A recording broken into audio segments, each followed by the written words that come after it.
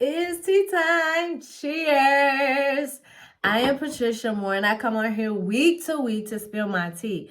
My tea is my testimony that I spill with you about my journey as I walk with Christ in hopes that it would motivates you, inspires you to go read the word for yourself, to build your own relationship, and to strengthen yourself. What are we talking about this week? Well, one of my old-time favorite artists, Big Papa, he used to say, if you don't know, now you know, you know. And honey, let me tell you something about life. If you didn't know, you'll surely find out. Because I truly wholeheartedly believe that experience is the best teacher. For some of us, we don't learn just by reading a book, what somebody tells us, studying, even meditating. For some of us, we have to find out fat meat is greasy. We got to find out that the grass is truly not green on the other side. And then we also have to find out that we should not take the small things for granted. Some of us learn by getting in the mud, by getting in the dirt, getting our hands dirty, and experiencing something. But you know what that does? It goes back to that word character, because that is what God always wants to build in us. In my notes, I said I was reading and studying about this subject, and it's totally different when you read about something versus when you actually have to go through it and experience it. When you go back and you have to read it, now you like, oh my God, the light bulb goes off. It makes so much more sense to you. It's like those words actually resonate in your spirit because you've been there and you've done that. It's like, I get it now. Like, I've read the Bible all my life, but it is totally different when you have to sit there and trust God for his word, when it's just you and God, and that's all that you have. It's totally different. And the character that he builds in you is one where now you can be more sensitive. You can be more empathetic. Your testimony becomes more real, and you can go and talk to people and say, child, I get it because I was there. I've been there. I've done that. I'm not just telling you about the victory you will get. I actually had to see the victory myself. So I know it's victory. It's not something that I read about because there's plenty of stories. It's not something somebody told me about. I know like I know for myself because I had to go through it. I'm a warrior because I had to go through war, and I had to continue to go through war. It's different when you watch it on TV or when you listen to the preacher talk about it, and then you yourself have to be in the midst of what you're going through. For instance, I contributed, I ain't gonna say I, because it's not about me, but I contributed to a book called Happily After All.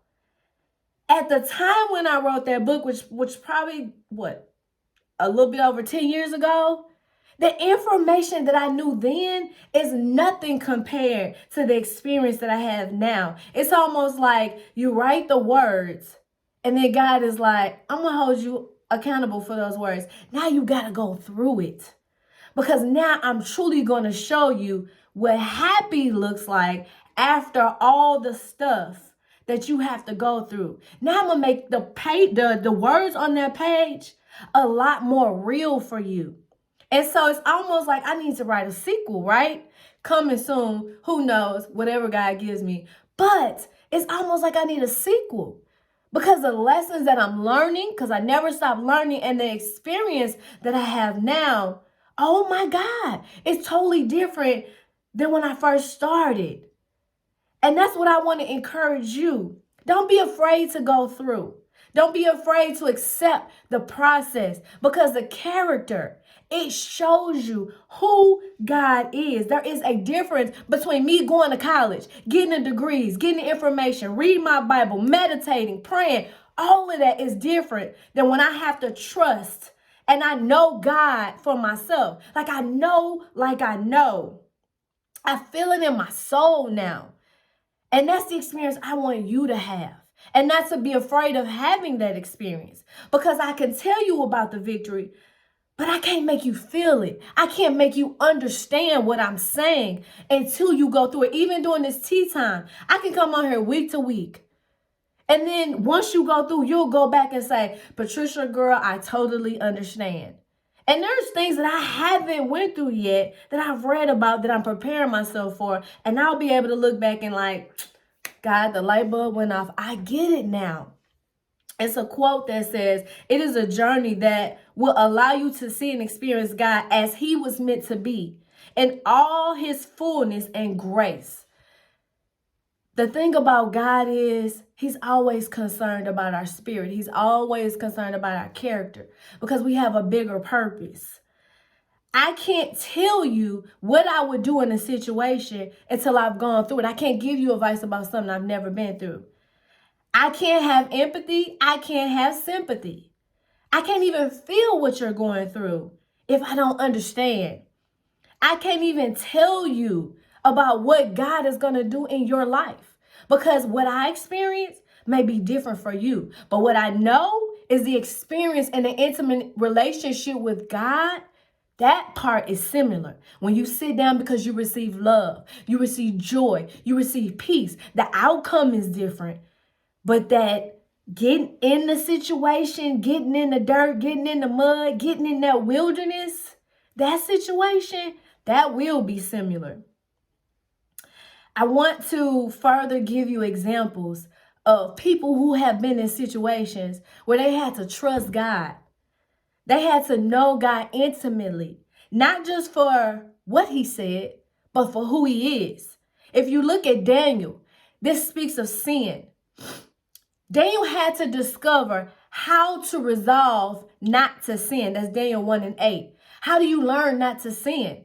Oh yeah, he tells us about it. But I bet you if you sin and you get your butt whooped, I bet you'll learn not to fall into temptation and sin again because you'll be aware of what he talks about, about why God says, do not be tempted. Do not give in to sin. Oh, that's why, because this happens. And I had to go through that.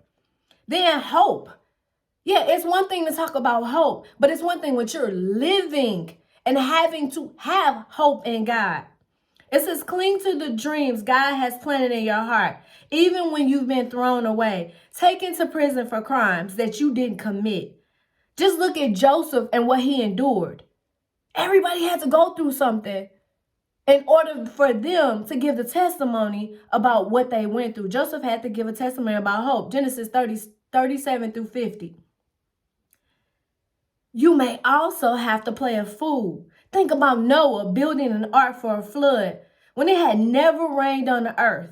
Think about Abraham clinging to the promise that he would be the father of many nations, even though he was childless at the age of 100. Think about Joshua marching around the walls of Jericho as God had told him to and wondering what good it was going to do. After you go through and go back and read scriptures, and you look at these people and their testimonies, it becomes real. And you know, because now it resonates with you. You actually get a chance to relate and not only see what it means, but you get to feel the presence of God in your life. I hope that's been an awesome tea time. And like I said, I can't, what do they say? Take the horse to the water and make him drink it. But God can create experiences for us where we'll desire and thirst for his living water and we'll understand what that truly means. Cheers.